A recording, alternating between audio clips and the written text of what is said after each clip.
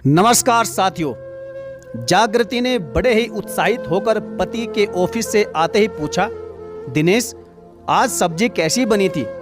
लेकिन दिनेश ने कुछ जवाब नहीं दिया। जागृति ने एक बार फिर से पूछा कि दिनेश बताइए ना, आज सब्जी कैसी लगी? अच्छी लगी ना? तभी अचानक से दिनेश तमतमाकर बोला, अरे सांस भी लेने दोगी या नहीं? घर में आए थोड़ी देर भी नहीं हुई है कि तुमने अपनी बड़बड़ शुरू कर दी कि सब्जी कैसी बनी, सब्जी कैसी बनी। तो लो सुनो, एकदम बेकार बनी, बिल्कुल भी अच्छी नहीं थी, एक पैसे की भी नहीं थी। अरे मैंने ये क्या कह दिया कि थोड़ा ढंग का खाना बनाया करो, तो तुमने तो पूरी सब्जी में तेल मसाला ही भर दिया। तभी जागृति बोल पड़ी, अरे वह आपने ही तो। हाँ क्या मैंने क्या? और तुमने मुझे बताया क्यों नहीं कि टिफिन में क्या दिया है? अगर मुझे पता रहता तो मैं लेकर जाता ही नहीं इतना सारा ऑयली खाना। आइंदा कुछ भी टिफिन में देने से पहले एक बार मुझसे पूछ लिया करो, समझी ना तुम? बैग से टिफिन बॉक्स निकालकर वहीं सोफे पर फेंकते हुए दिनेश ने उसे इस बात के लिए बहुत सारी बातें सुना दी। दिनेश की बातें सुनकर जागृति का चेहरा एकदम से उतर गया। उसे दिनेश से ऐसे व्यवहार की जरा सी भी उम्मीद नहीं थी। कल जब दिनेश ने कहा था कि क्या सादा उबला खाना हुआ देती हो, टिफिन में देखकर ही खाने का मन नहीं करता, थोड़ा तो ढंग का बनाया करो। तब कितने जतन से बेचारी रात में सारी तैयारी करके सुबह 5 बजे से उसने दिनेश की पसंद का कटहल का कोफ्ता और पराठे बनाए थे और दिनेश को नहीं बताया था, ताकि वह जब टिफिन खोले और खाना देखकर एकदम से सरप्राइज हो जाए। पूरा दिन मन ही मन खुश हो रही थी बेचारी। सासू माँ को बता रही थी, मम्मी आज देखिएगा पक्का दिनेश कॉल करेंगे कि ऐसे टिफिन बनाया करो, बहुत अच्छा टिफिन बनाया है आज तुमने। इसलिए तो मैंने थोड़ी सी सब्जी बचाकर भी रख दी है, ताकि वह घर आने के बाद भी खा सके। अक्सर ऐसा होता था कि जब कभी टिफिन में अच्छी सब्जी दो तो दिनेश फोन कर देता कि थोड़ा बचा कर रख देना, मैं आकर भी खा लूंगा। लेकिन दिनेश का रवैया देखकर जागृति खुद ही सरप्राइज थी। वह बिना कुछ बोले टिफिन बॉक्स लेकर रसोई में चुपचाप चली गई और चाय बनाकर ले आई। तभी दिनेश बोला, अरे तुम्हारा दिमाग तो खराब नहीं है या फिर घर में बैठे बैठे सब कुछ भूल गई हो? अभी फ्रेश भी नहीं हुआ हूं और तुमने चाय का कप लाकर रख दिया। तुम्हें कहीं जाना है क्या, या फिर मोबाइल या टीवी देखने के लिए देर हो रही है? जागृति ने धीरे से कहा कि आप थके हैं, यही सोचकर तो अदरक वाली बढ़िया सी चाय बनाकर लाई हूं। हाँ ले आई तो क्या मेरे ऊपर एहसान कर दिया? अरे इतना जोर से क्यों बोल रहे हो? थोड़ा धीरे बोलिए ना, मम्मी सुनेगी तो क्या सोचेगी? तभी दिनेश ने कहा, वह तुम सोचो और थोड़ा शर्म करो कि उनके सामने उनके बेटे का तुम कितना ख्याल रख रही हो। जाओ थोड़ा सीखो मेरी माँ से, किस तरह उन्होंने अपनी गृहस्थी चलाई है। हम 3 भाई बहनों को पाला है। पापा के काफी सख्त स्वभाव के बावजूद भी कभी कोई शिकायत नहीं की उन्होंने। तुम तो एक बच्चे में परेशान रहती हो, ऊपर से घर के कामकाज के लिए काम वाली है तो भी इस तरह से काम करती हो। बेमतलब की बात बढ़ते हुए देखकर जागृति चुपचाप वहां से खिसक गई।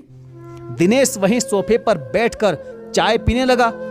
अपने कमरे में बैठी दिनेश की माँ रुक्मणी जी बेटे और बहू की सारी बातें सुन रही थी। उनकी माँ रुक्मणी हफ्ते भर पहले ही यहाँ आई थी। बहू ने कुछ महीने पहले ही एक बेटे को जन्म दिया है, तब से वह मैटरनिटी लीव पर थी। अब छुट्टियां खत्म हो रही है तो दोनों ने माँ को आने के लिए कहा, लेकिन जब से आई हूँ रोज कुछ ना कुछ इसी तरह का नजारा देखने और सुनने को मिलता है। आज मन हुआ कि एक बार जाकर बेटे को समझाऊं, लेकिन वो इतने गुस्से में था कि जाने की हिम्मत नहीं हुई। कुछ देर बाद कमरे से निकली तो देखा जागृति सिर झुकाए बैठी थी। बहू क्या हुआ है, सिर में दर्द है क्या? रुक्मणी जी ने जैसे ही पूछा तो जागृति ने और भी सिर झुका लिया। नहीं माँ जी, कुछ नहीं हुआ। फिर सिर झुकाकर क्यों बैठी हो? बोलते हुए सासू माँ ने उसकी ठोड़ी पकड़कर ऊपर उठाई तो उसकी दोनों आंखें लाल हो चुकी थी। अरे तुम तो रो रही हो, क्या हुआ, क्यों रो रही हो? कुछ नहीं हुआ माँ जी। अरे भला यह भी कोई बात हुई? माँ भी कहती हो और बताती भी नहीं। बताओ ना क्या हुआ? दिनेश ने कुछ कहा क्या? सासू माँ के इतना पूछते ही उसकी सिसकियां निकल गई और बोली, माँ जी शादी के 3 साल बाद भी मैं उन्हें नहीं समझ पाई। पता नहीं आखिर क्या चाहते हैं वो। सब कुछ उनके अनुसार ही करती हूँ, फिर भी कोई ना कोई गलती ढूंढ निकालते हैं। जब उनकी इच्छा होती है तो खुश रहते हैं और प्यार से बातें करते हैं, नहीं तो ऐसे झिड़क देते हैं जैसे मैंने बहुत बड़ा अपराध कर दिया हो। कुछ भी अनाप शनाप बोलने लगते हैं।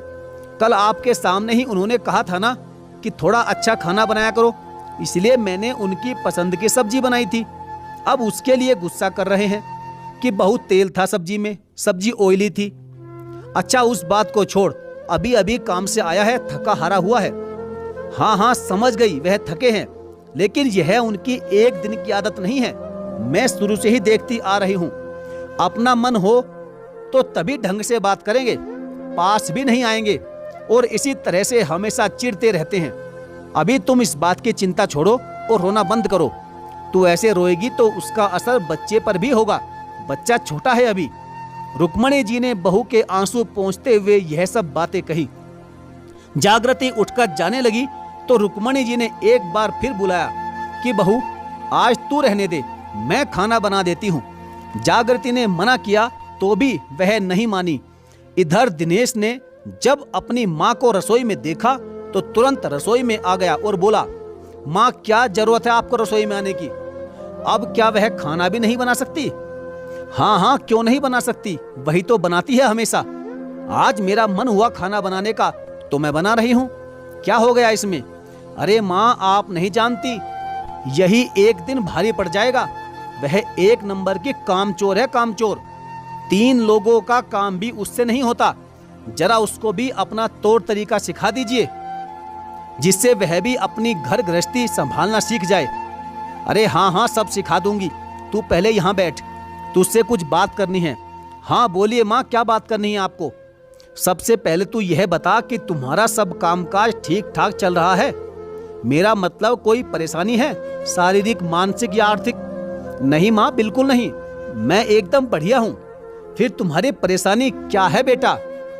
अरे माँ आप क्या बोल रही हो, क्या कहना चाह रही हो? मुझे कुछ समझ में नहीं आ रहा। अरे बेटा यही कि जब कोई परेशानी नहीं है, कोई समस्या नहीं है, तो क्या तुम खुशी खुशी परिवार में नहीं रह सकते? अरे माँ हम खुशी से ही तो रह रहे हैं। क्या हुआ, आपको जागृति ने कुछ कहा क्या? मैं जानता था वह 1 में 2 मिलाकर बताएगी तुमको। अरे नहीं बेटा ऐसी कोई बात नहीं है, मुझे उसने कुछ नहीं कहा और वैसे भी किसी को कुछ बताने की जरूरत नहीं है। तुम्हारा जो व्यवहार और रवैया है वह अपने आप सब कुछ बता रहा है।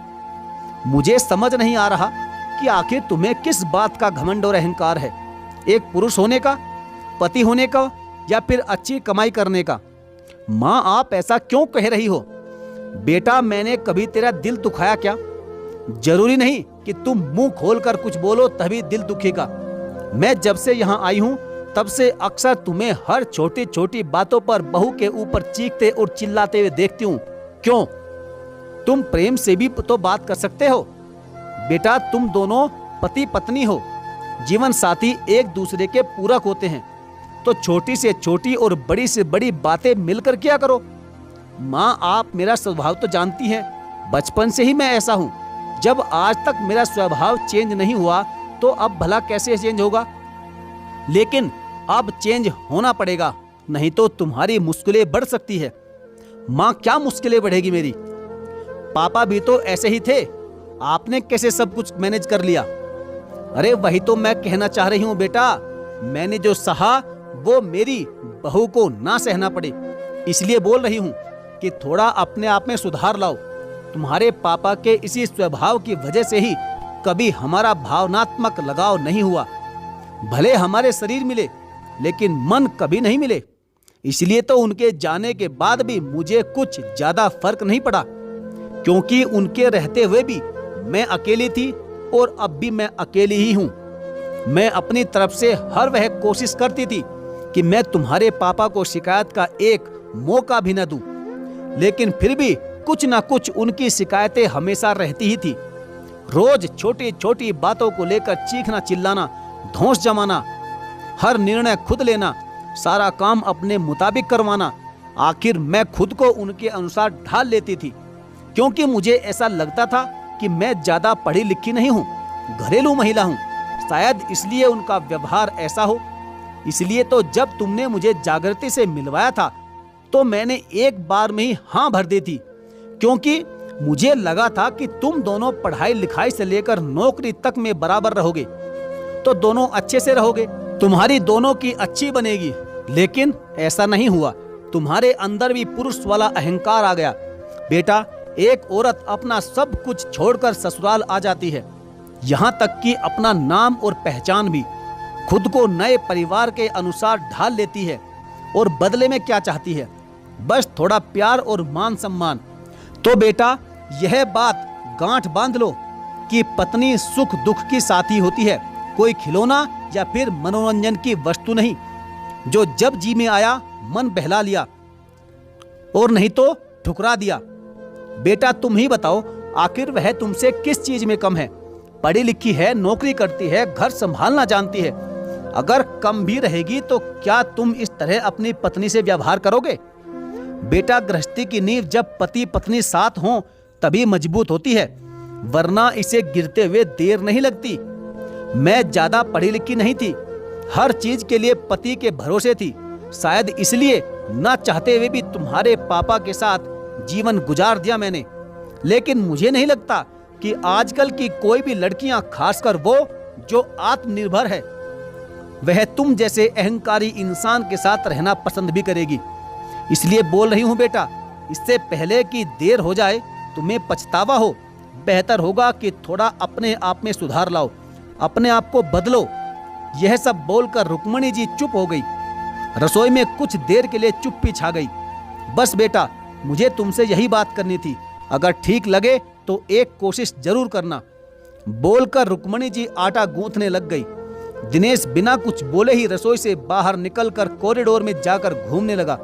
कुछ देर सोचने के बाद रसोई में भागकर वापस आया और बोला कि माँ, आप यहाँ बैठकर सब बताती जाओ, आज सब्जी मैं बनाता हूँ, और हाँ, आप बैठकर रोटियां बेलकर मुझे देती रहो, मैं सेकता रहूंगा।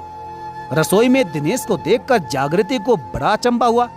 कुछ बोलने लगी कि सासू माँ ने चुप रहने का इशारा किया। खाना बनाने के बाद माँ और पत्नी दोनों को खुद परोस कर खिलाया और बोला, माँ और जागृति, आज तक मुझसे जो भी गलती हुई और जो भी भूल हुई उसे माफ कर दीजिए। आगे से मैं अपने आप को बदलने की पूरी कोशिश करूंगा। देखो, मैंने दोनों कान भी पकड़ लिए, हम दोनों तुम्हें माफ कर देंगे, लेकिन हाँ, बदले में तुम्हें इसी तरह से खाना बनाकर खिलाना पड़ेगा। इतना कहकर माँ और जागृति हंसने लगी और फिर बोली, अरे रोज नहीं, कभी कभी। दिनेश बोला, हाँ बिल्कुल। और अब आप दोनों यूं ही खाती रहोगी कि बताओगी भी कि सब्जी कैसी बनी है, अच्छी बनी है ना? इतना बोलते हुए तीनों ठहाके मारकर हंस पड़े। वैसे साथियों, आपका इस बारे में क्या विचार है? पति पत्नी को किस तरीके से रहना चाहिए? आपकी अलग राय है तो कमेंट बॉक्स में जरूर अपनी राय लिखें। और हाँ, साथ ही साथ यदि आपको यह कहानी अच्छी लगी है तो वीडियो को लाइक करके चैनल को जरूर सब्सक्राइब करिएगा और बेल आइकन को प्रेस करना बिल्कुल ना भूलें। तो चलिए साथियों, मिलेंगे फिर और किसी दमदार और बेहतरीन कहानी के साथ। तब तक के लिए धन्यवाद। जय हिंद।